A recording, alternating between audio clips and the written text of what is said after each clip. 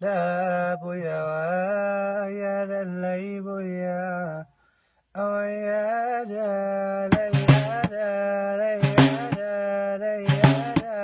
لا بويا يا للي بويا ويني ما لديت نصير عدوا تسرع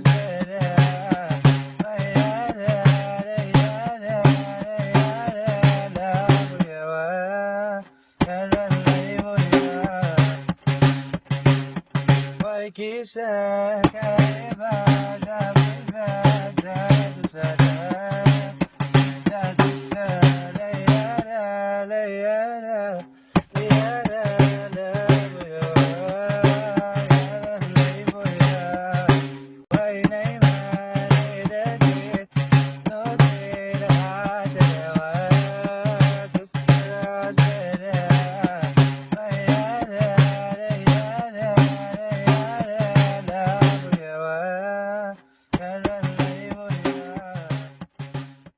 الزول محمد الايوبي كشلير ذا ناريف تزداد تسيلير امستردام دي لا هولند لا شو كتشيني ثلولد بيا مقارن الحسيمه. Voilà, donc tu résides aux Pays-Bas, mais tu es originaire et tu es natif de Bia, qu'on appelle El Husseima. Donc, comme par hasard, fin octobre, tu étais en vacances chez toi et il s'est passé un drame dans cette ville, Bia, qui a toute une histoire. Donc, il y a Mohsin Fikri, qui est un vendeur de poissons, qui a été tout simplement barouillé dans une benne à ordures par les services de la municipalité de Husseima. Donc en présence bien sûr de la police marocaine. Est-ce que tu peux nous raconter, nous dire un peu plus sur vraiment ce qui s'est passé cette fin octobre 2016 à Bia? Azul Falak, merci pour cet entretien, pour cette invitation. Oui, exactement, je suis allé vers début octobre, en fait, vers le 5 octobre vers le Maroc. Et voilà, donc par hasard, je tombe voilà, sur cette affaire Mohsin Fikri. Ça s'est passé un soir de 28 octobre 2016. Ce qui s'est passé en fait, c'est un nouveau crime. Donc c'est pas nouveau à Al-Husseima, ça c'est un. Et deux, c'est pas nouveau dans le Rif. Donc le pouvoir central marocain essaie toujours de stigmatiser la population rifaine et donc à chaque fois il y a des crimes et ça c'était un crime de trop, un crime de plus. Ce qui s'est passé exactement, c'est il y a un vendeur de poissons qui s'appelle Mohsin Fikri qui a acheté sa marchandise au port de poissons, d'espadons. Et voilà, pour rentrer directement dans ce qui s'est passé, en fait, c'était un policier corrompu qui le guettait depuis tôt le matin au port pour qu'il lui paye voilà, une petite somme d'argent de 500 dirhams comme corruption pour pouvoir sortir sa marchandise et la vendre ailleurs, à Tanger, sur le marché de Tanger. Et pour bien éclaircir cette affaire, pour lui donner plus en fait, pour l'internationaliser, c'est que ce marché d'espadons voit sa destination en fait vers l'Europe et atterrit en fin de compte dans des assiettes des politiciens ici en Europe. D'accord. Donc, ce qui s'est passé. Entre autres, hein, Ouais, bien sûr, les politiciens, mais pour bien. Ouais, ouais, exactement. Ouais, mais ça ne dérange pas. En tout cas, ceux qui dénoncent d'un côté, ça ne les dérange pas de consommer ce poisson Voilà, exactement. ici en Europe. Voilà. Et les autorités marocaines l'interdisent, bien sûr, l'interdisent entre guillemets sur place. Euh, voilà, c'est pour ça que j'ai commencé avec l'histoire de la corruption, parce que l'affaire Mohsin Fikri, c'est une affaire de corruption.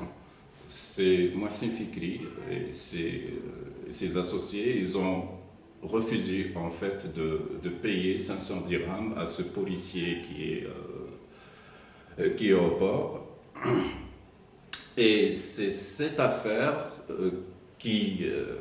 voilà, qui a déclenché l'assassinat de Mohsin Fikri. Donc, une fois il a refusé de payer cette somme, le policier il a averti les autres, ses collègues, voilà, et qui l'ont suivi avec des policiers motards qui l'ont suivi et l'ont arrêté à rue Hassan II exactement, donc à côté dans une place qui s'appelle Afaza, à côté de l'hôpital d'Al-Hussima, et ils l'ont descendu à rue Tariq ibn Ziyad, exactement,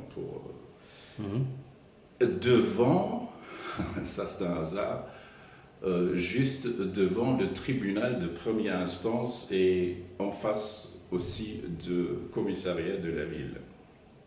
D'accord. Et c'est là où il a été broyé dans une benne à ordures.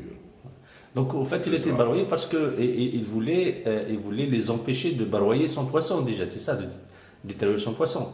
Oui, exactement, c'était ça, parce que c'était contre la procédure normalement. La procédure, comment ça se passe, c'est le poisson, donc c'est le poisson d'espadon, quand tu viens de dire, c'est interdit. Ouais. Il est interdit dans une période. Au Maroc, par exemple, à Al-Hussima, il est interdit dans les 2 mois d'octobre et novembre. Il est interdit, mais la question ici qui se pose, c'est d'où vient ce poisson au port. Ouais. On sait très bien que la mer, donc les eaux territoriales à Al-Hussima, ou bien dans le Rif, se sont contrôlées par la marine royale et la gendarmerie royale.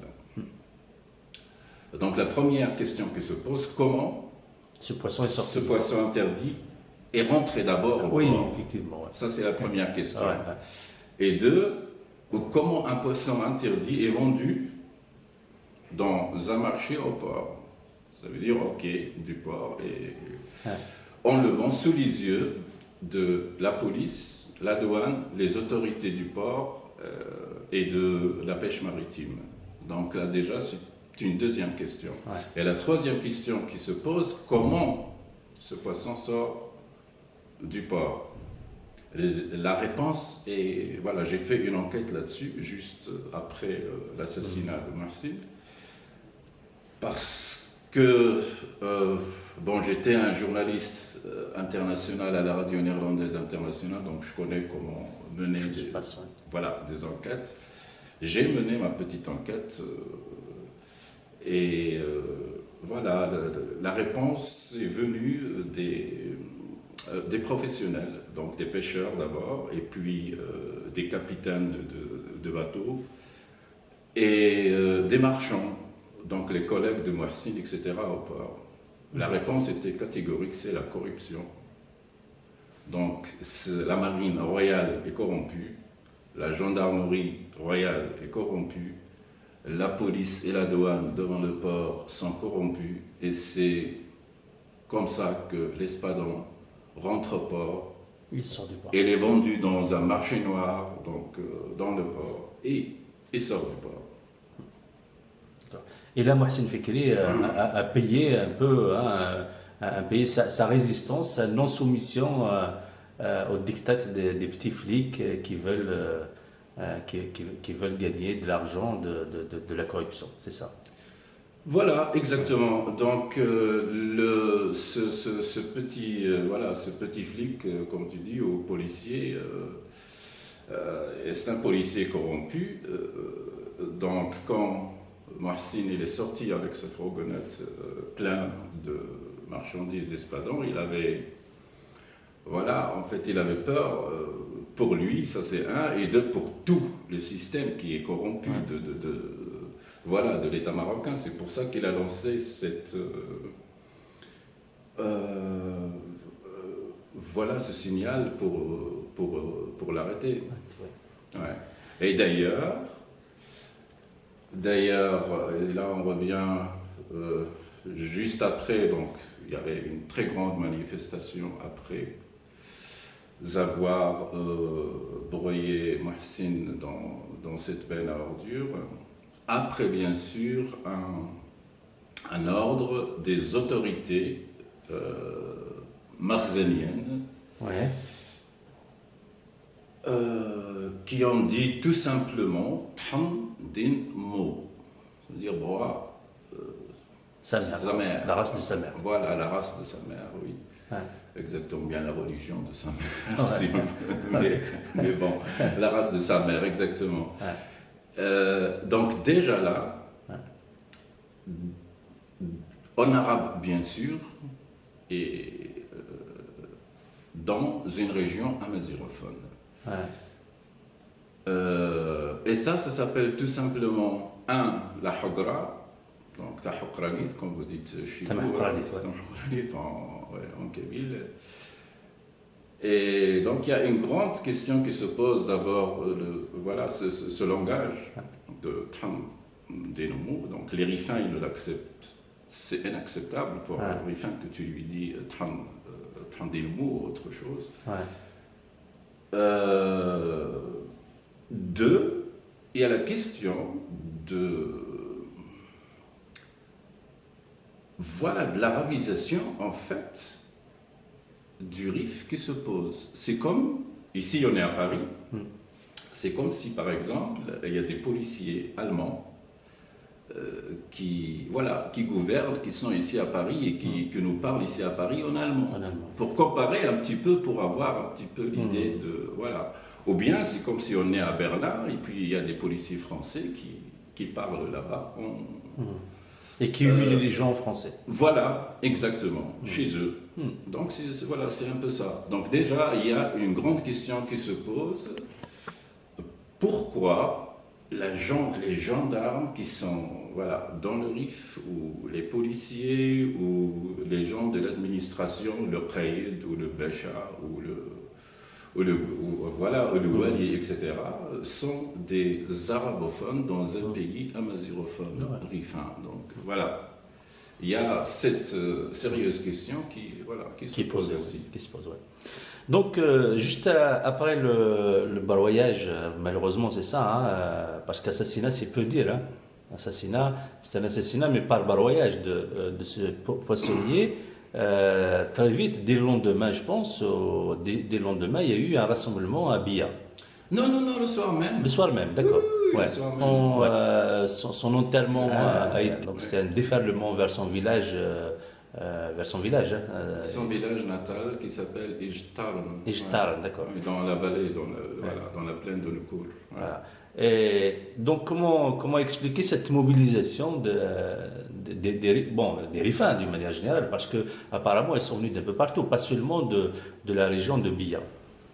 Oui, donc dès les premières heures, en fait, il est sorti du port vers 4 heures de l'après-midi. Donc il a été arrêté, puis descendu vers le commissariat, comme on avait dit, et le tribunal de première instance. Et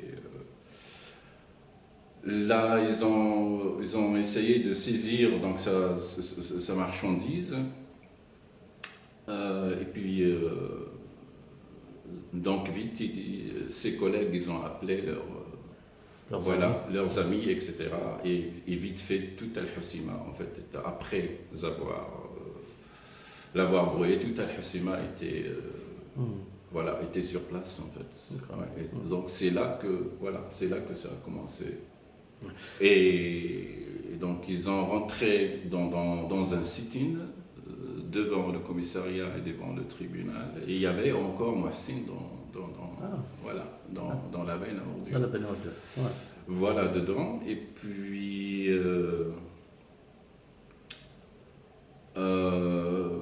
voilà, il y avait une foule immense, voilà, comme tu dis, qui commençait à scander voilà, des slogans, le Marzen assassin. Justement, les etc. deux. Et d'ailleurs, parlons voilà, de cette. Donc, les premiers slogans, c'était le Marzen assassin. Donc, Mujrimoun en arabe, Mujrimoun, Qatala, Irhabiyoun, etc.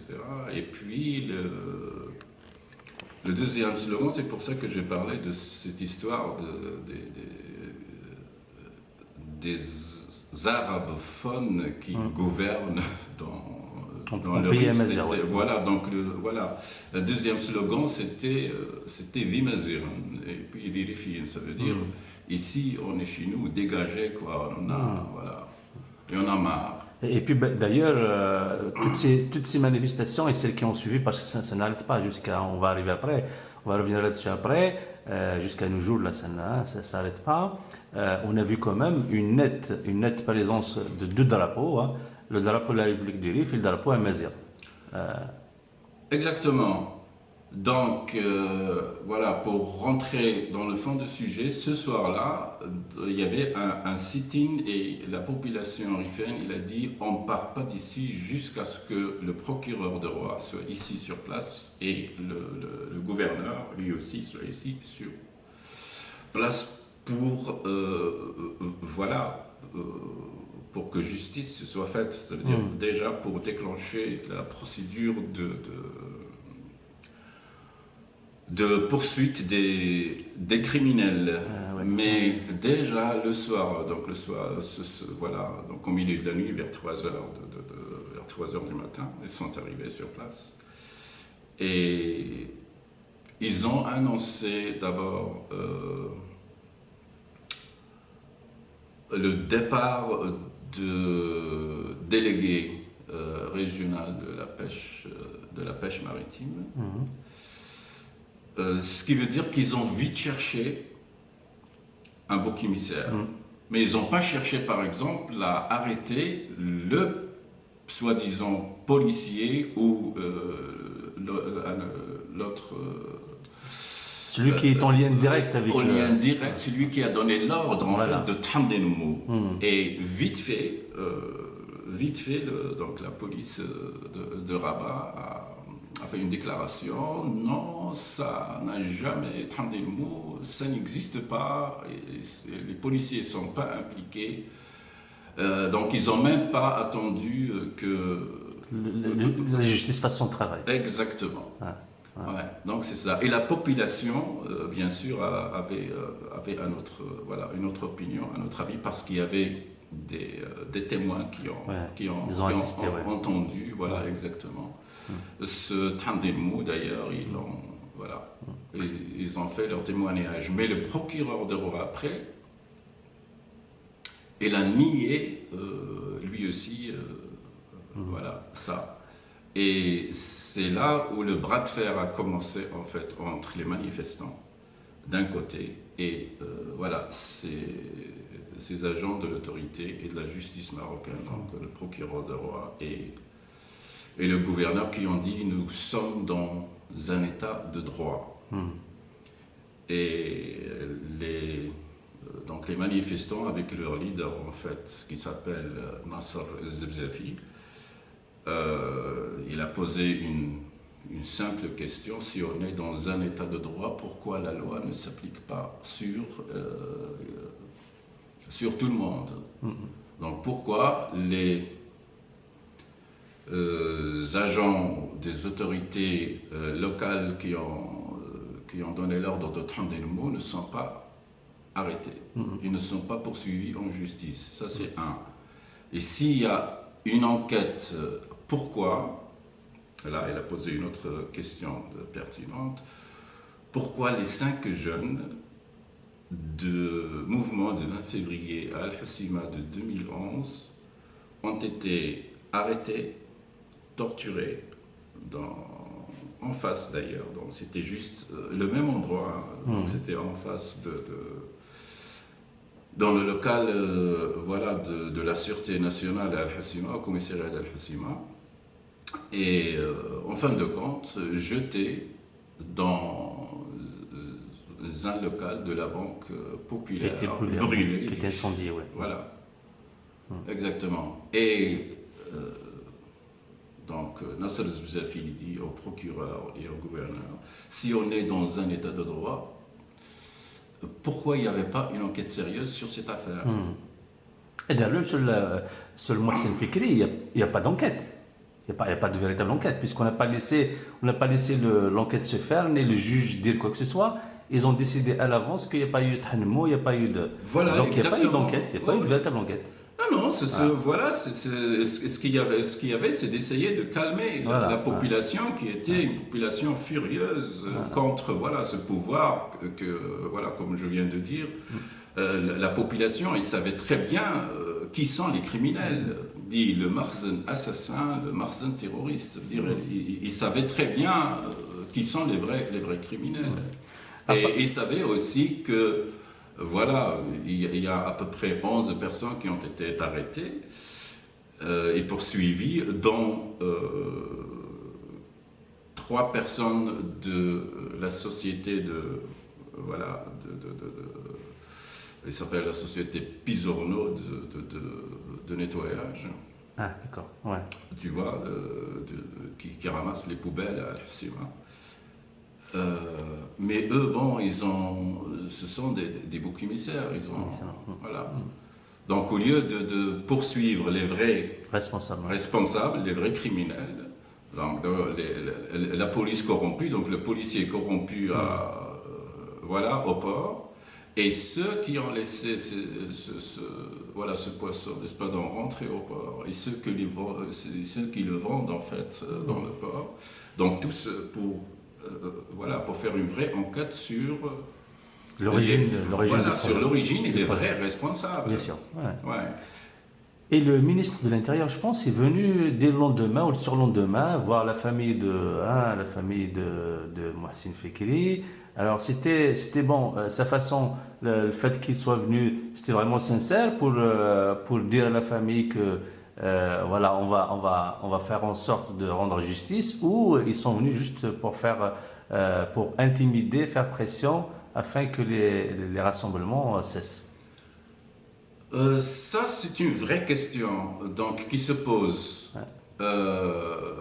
Selon le ministre donc, de l'Intérieur, il est venu pour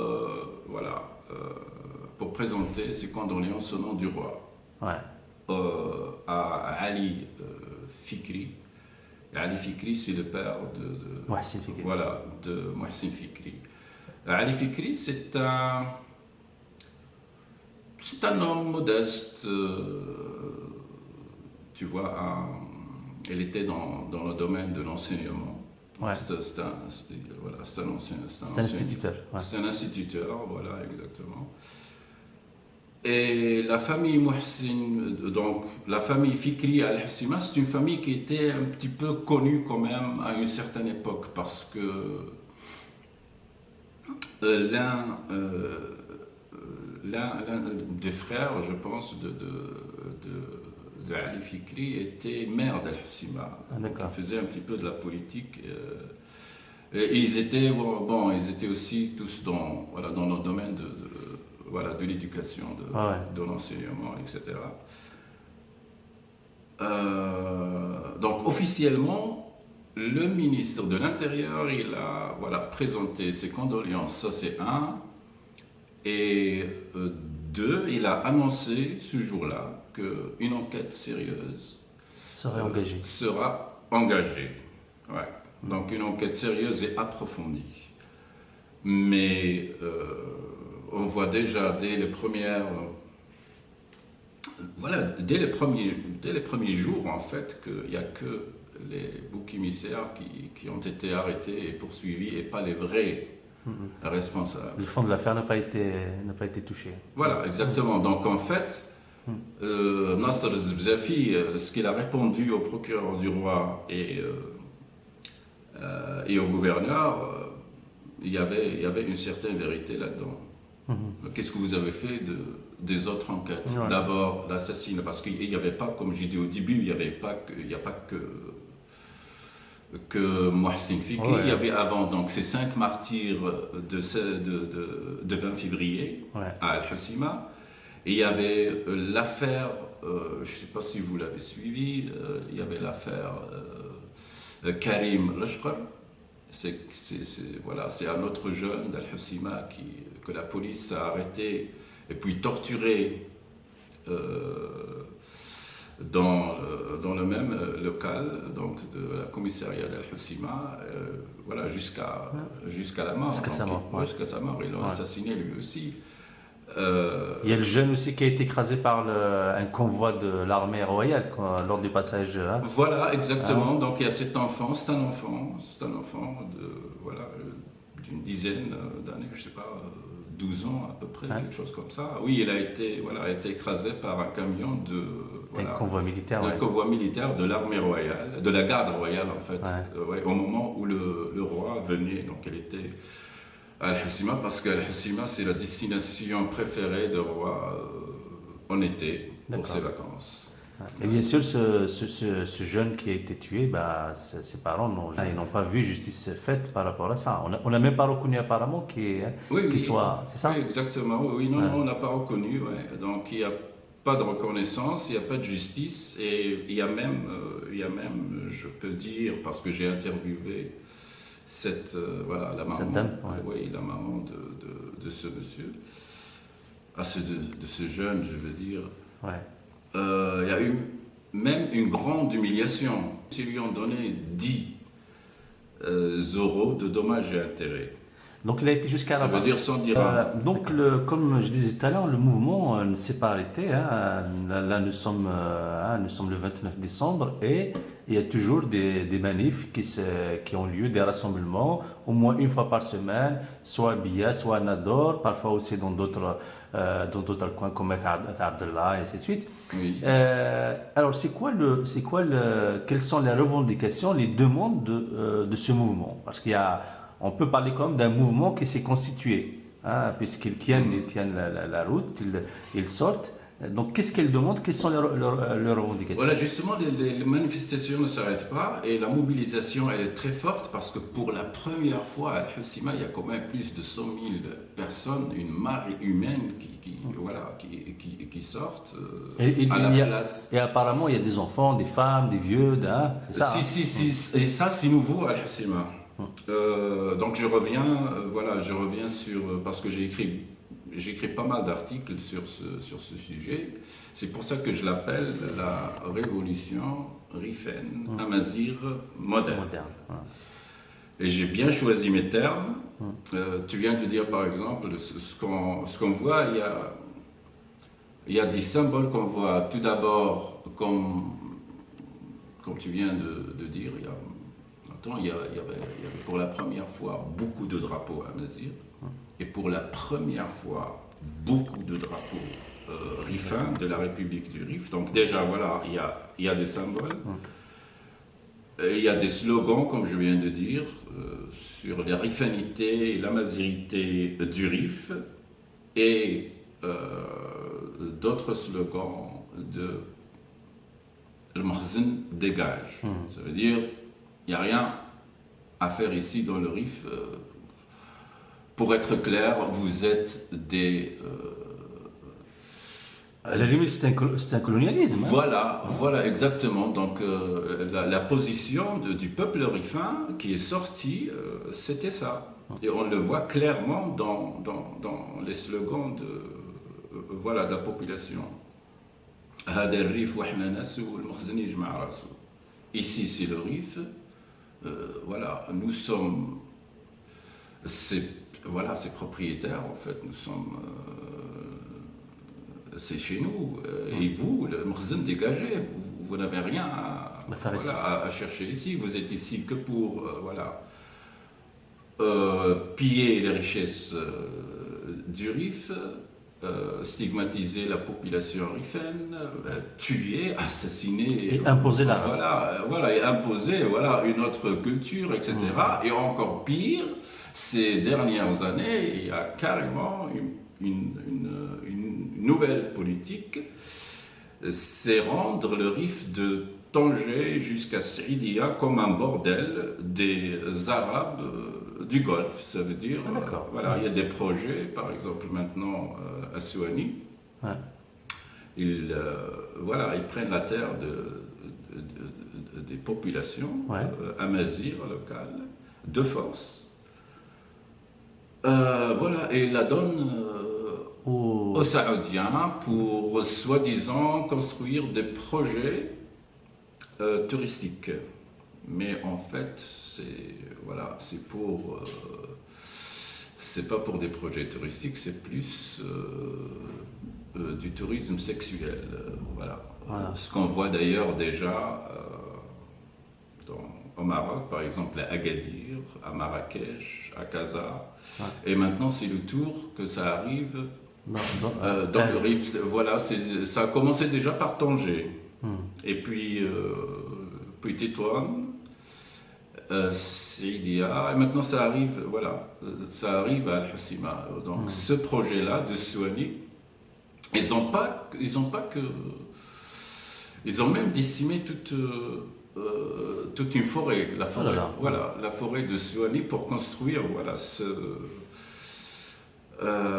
ces complexes touristiques pour les Arabes du Golfe. Et ce sont des sociétés saoudiennes qui s'en occupent, qui sont derrière, mais sans le dire. Parce que la société qui s'en occupe, il s'appelle, pour la gestion, il s'appelle Kenzi, mon trésor, je ne sais pas en français. Et c'est une société, en fait, saoudienne.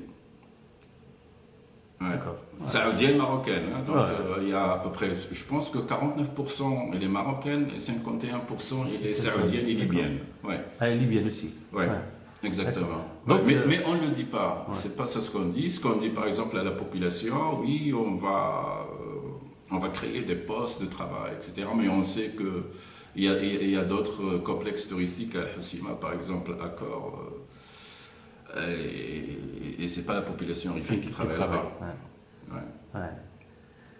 Donc, toujours pour revenir aux revendications du mouvement, est-ce qu'ils ont un projet? Est-ce que le mouvement a un projet? Qu'est-ce qu'ils veulent, quoi? Qu'est-ce qu'ils veulent faire comme ça dans les jours à venir, dans les mois à venir? Est-ce qu'il y a une communication là-dessus? Est-ce qu'ils sont organisés? Surtout ça. Si, au début, donc ils ont commencé un petit peu, c'était la colère, et après ils se sont organisés petit à petit. Donc il y a un petit comité qui dirige tout ça, et ils ont déjà un projet de charte de revendication, et ce qu'ils veulent, c'est en fait d'abord la liberté, la justice et la vérité sur tous les crimes qu'a connu le Rif. Donc, Marcin Fikri, et puis... les 5 personnes. Il y a les 5 martyrs, donc le 20 février 2011. Il y a Karim Lashkar. Il y a Rifinox aussi. C'est quoi Rifinox? Rifinox, c'est un chanteur rifin qui était assassiné lui aussi à Nador. En quelle année? Ils ont coupé la tête à la façon daïchienne. C'était il y a 2 ans, je pense. D'accord, il n'y a pas longtemps. Il n'y a pas longtemps, non. Voilà, il n'y a pas longtemps. Donc il y a ça. Et puis, ça va encore loin parce qu'ils veulent aussi la vérité et sur les autres crimes qui a connu le Rif. Par exemple, il y a un autre qui a assassiné, Kamal Hassani aussi, a été assassiné à Bni Bouayyaj. Et puis bien sûr,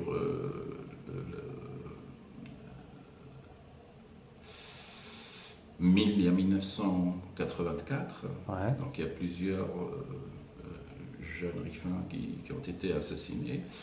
Et ça va plus loin. ils veulent aussi la vérité sur les grands crimes contre l'humanité qu'a connu le Rif.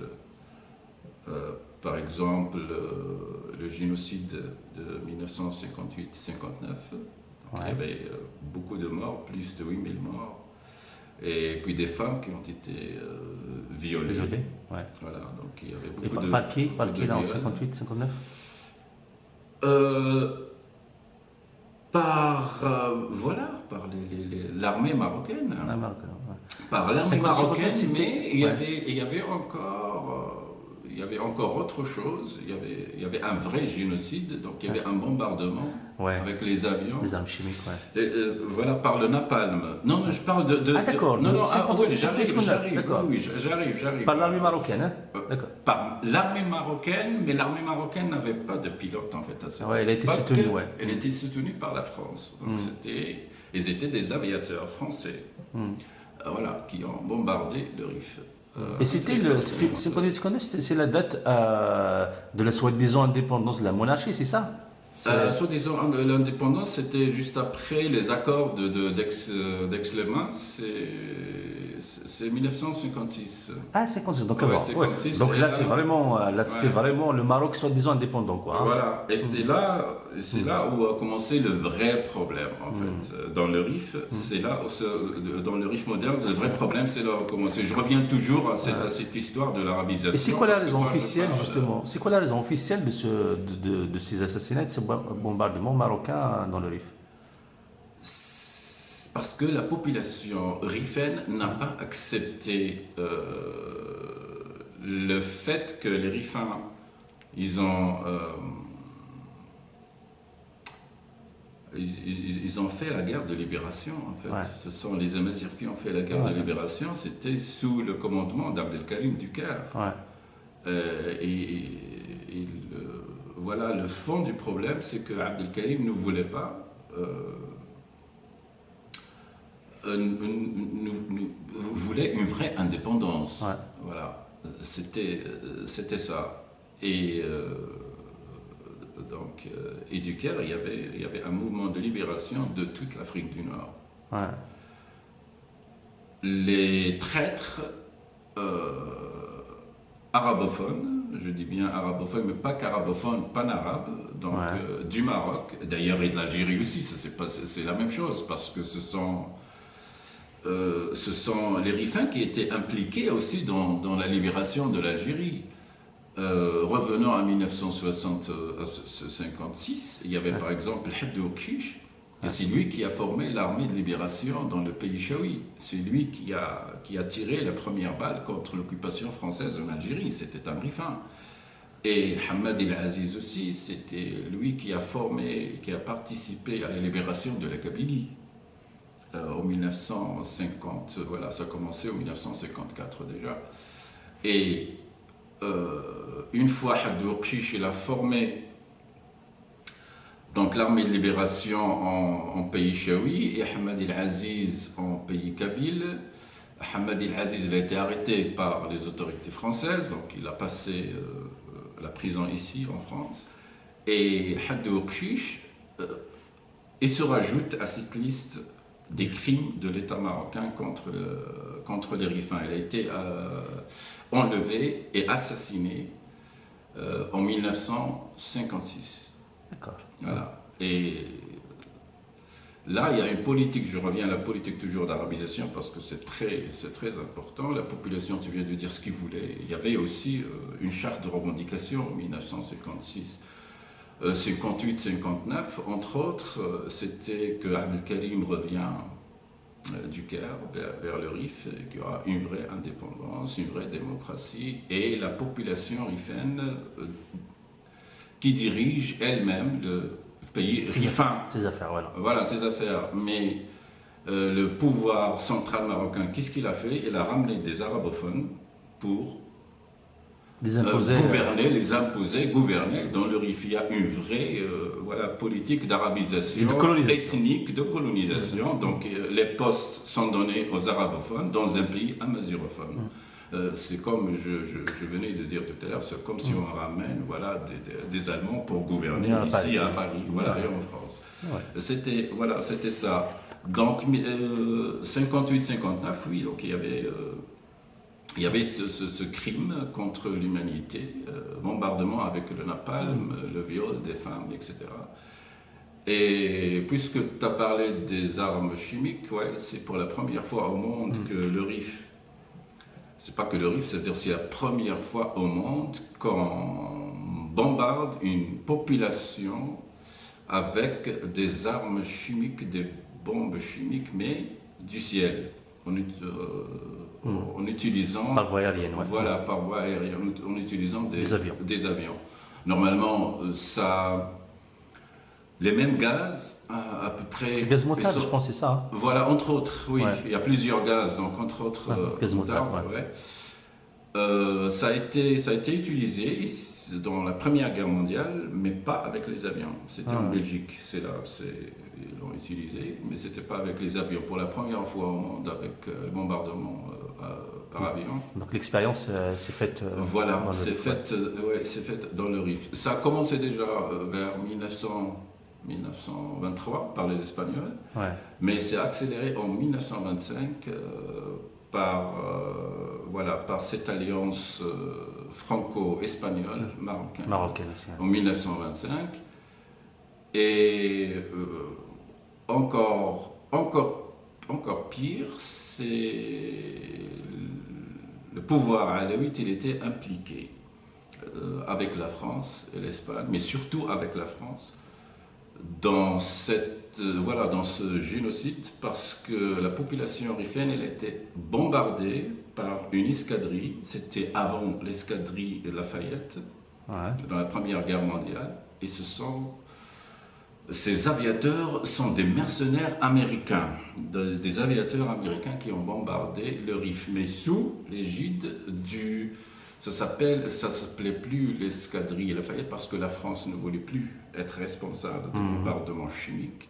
Et c'est la monarchie, le sultan du Maroc qui a pris en charge la chose. Et le RIF a été bombardé. On l'entend pas beaucoup d'ailleurs, cette histoire, parce qu'ils veulent ils veulent que ça passe vers l'oubliette. Que ça s'oublie, exactement. L'escadrille, ça s'appelle officiellement l'escadrille de la garde chérifienne. D'accord. Ouais. Et sous le patronage de sultan de l'époque, Youssef l'Alawi. Et d'ailleurs, juste après, donc après ces bombardements, il est venu fêter leur victoire ici, à Paris, un 14 juillet. Voilà. Ouais, donc tout ça. Donc il y a donc la population rifaine, il demande aussi les vérités sur ces génocides, parce que ça a des conséquences sur la population. On voit maintenant dans le RIF qu'une grande majorité des Rifins sont atteints par le cancer. Et ce sont les conséquences donc de cette guerre. On rajoute à ça un autre génocide en 1898 contre la population des Iroquois, qui a été décimée en en 1898 par un autre sultan alawite qui s'appelle Abdelaziz. Pourquoi ? Tout simplement parce qu'il voulait rentrer en contact avec les Français pour des relations diplomatiques et un échange économique, etc. Et pour les punir, c'était ils ont été décimés carrément. Et une grande majorité, après ceux qui sont restés vivants, sont allés en Algérie comme des réfugiés à Port-Saïd. C'est pour ça que Port-Saïd, on trouve beaucoup de Rifins vers Ouahran et Port-Saïd, etc. D'accord. C'était ça. Donc, revenons charte de revendication. Maintenant, donc justice, etc. Et puis, la vérité sur tous ces crimes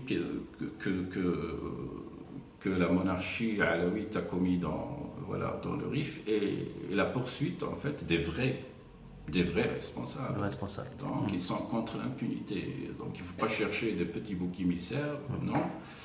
Il faut voilà, juger les vrais responsables et faire que l'impunité, que ça s'arrête dans le RIF.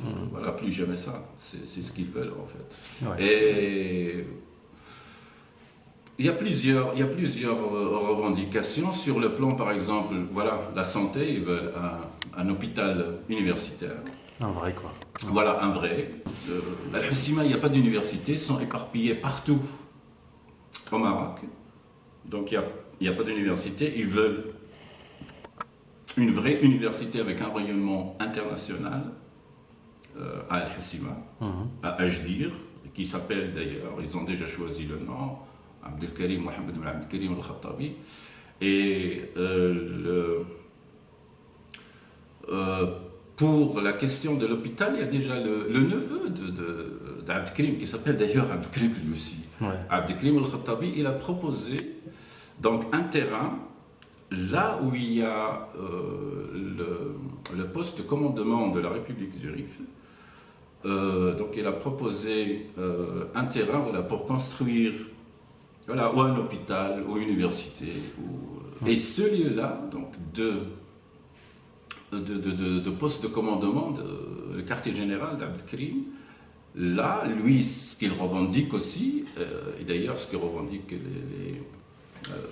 donc voilà, les gens de ce mouvement, qu'il soit un lieu de mémoire. Donc c'est comme par exemple un musée et un centre culturel pour des événements sur la République du Rif, sur le Rif, son histoire, etc. Voilà. Il n'y a pas que l'histoire, mais tout, l'histoire, la civilisation, voilà, tout. Et même voilà, un centre culturel pour des événements culturels et artistiques. Il y a aussi, c'est ce que dit Nasser Zouzafi quand elle a essayé d'expliquer cette charte de revendication sur le plan social. Al-Hoceima, avant, son économie, en fait, c'est une économie basée sur la pêche maritime. Donc, à l'époque espagnole, il y avait beaucoup d'usines à Al-Hoceima. Donc, un petit peu, c'était surtout fabrication de poissons, etc. Il y avait de l'industrie. Il y avait de l'industrie, mais quand ces arabophones ils sont arrivés, d'ailleurs on les appelle Irabiyyin chez nous. Les Rifains, ils les appellent Irabiyyin. Irabiyyin, ouais. Voilà, Irabiyyin. Ouais. Et Irabiyyin, c'est un terme spécifique d'ailleurs. Ouais. C'est comme dit Ibn Khaldoun en fait. C'est là. C'est Aïlama Halla al-Arab, Halla al-Kharab. C'est ce qui s'est passé en fait. Comme les Banu Hilal, quoi. Les Banu Hilal, exactement. Et là, c'est encore pire parce que c'est idéologique aussi. Donc, voilà. En fait, il y a une politique, comme vous voyez, il y a une politique d'éradication. D'éradication par tous les moyens. Et sur tous les domaines. Exactement. Voilà. Oui, la langue, la culture, même la flore la végétation, tout, puisque tu dis qu'ils sont prêts à décimer une forêt pour construire un bordel. Voilà, exactement. Pour un tourisme sexuel des pays du Golfe. Exactement. Donc, c'est tout un processus, cette histoire d'arabisation c'est un génocide sur tous les plans. C'est un génocide culturel, c'est un génocide ethnique, c'est un génocide... voilà, par exemple, contre les valeurs rifaines, voilà, ça veut dire... D'ailleurs aussi, il me semble, de toute façon c'est évident, le fait que la région a été appauvrie par la disparition de tous ces moyens qui lui permettent de vivre, ça a poussé les gens à partir aussi.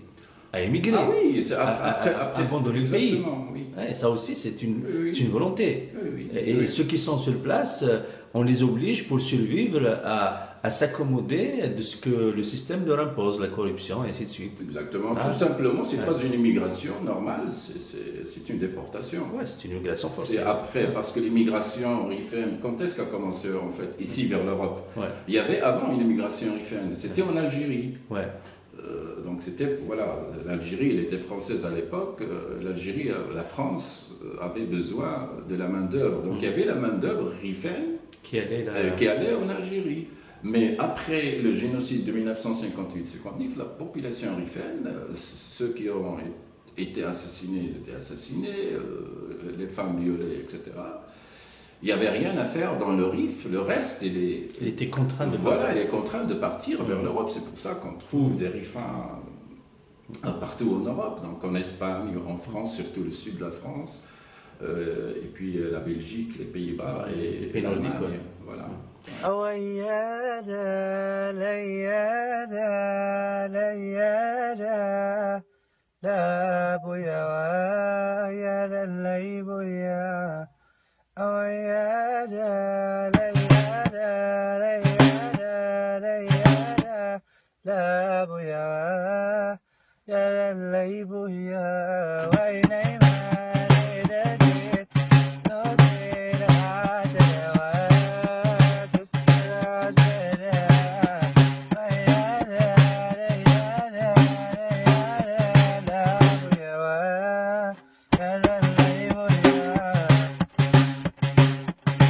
Kisah kaiba, kaiba, kaiba,